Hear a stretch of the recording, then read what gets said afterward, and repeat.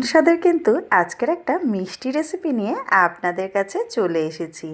তাও বানিয়ে নিয়েছি মাত্র আধ কাপ আটা দিয়ে। তাই পুরো রেসিপিটা আপনারা অবশ্যই দেখবেন।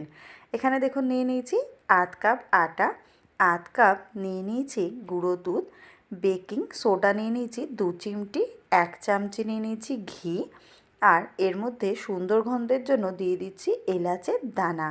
আর ছোট বাটির 1 বাটি নিয়ে নিয়েছি দুধ। এটা কিন্তু নর্মাল রুম টেম্পারেচারে রাখা দুধ। এবারে এটাকে খুব ভালো করে মাখিয়ে একটা ডো তৈরি করে নেব। ডোটা একদম সফট তৈরি করে নিয়েছি। হাতে ঘি মাখিয়ে নিয়েছি। এবারে ডোটা থেকে দেখুন ছোট ছোট করে লেচি কেটে নিয়েছি। লেচিগুলো কিন্তু খুবই ছোট কেটেছি। সুন্দর মিষ্টির একটা শেপ দিয়ে দিচ্ছি। আপনারা আপনাদের ইচ্ছা মতন শেপ দিতে পারেন। আমি একটু লম্বা আকারে শেপ দিয়ে নিয়েছি।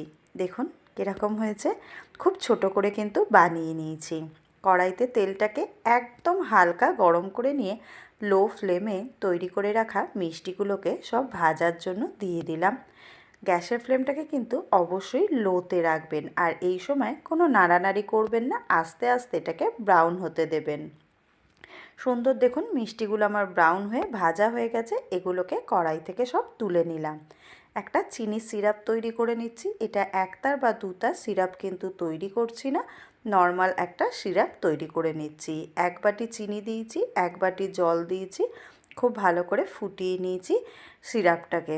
এবারে ভেজে রাখা মিষ্টিগুলোকে চিনি সিরাপের মধ্যে দিয়ে গ্যাসের ফ্লেমটাকে মিডিয়ামে রেখে 5 মিনিট খুব ভালো করে ফুটিয়ে নিচ্ছি, যাতে মিষ্টির মধ্যে খুব ভালো করে রসটা ঢুকে যায় আর মিষ্টিগুলো নরম হয়ে যায়।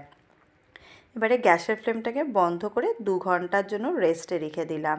2 ঘন্টা বাদে দেখুন মিষ্টিগুলো দেখাচ্ছি কি দারুণ রসালো, একদম তুলতুলে হয়েছে। তাই বাড়িতে আপনারা খুব সহজেই আধ কাপ আটা দিয়ে কিন্তু দুর্দান্ত স্বাদের এই ভাজা মিষ্টিটা তৈরি করে নিতে পারেন।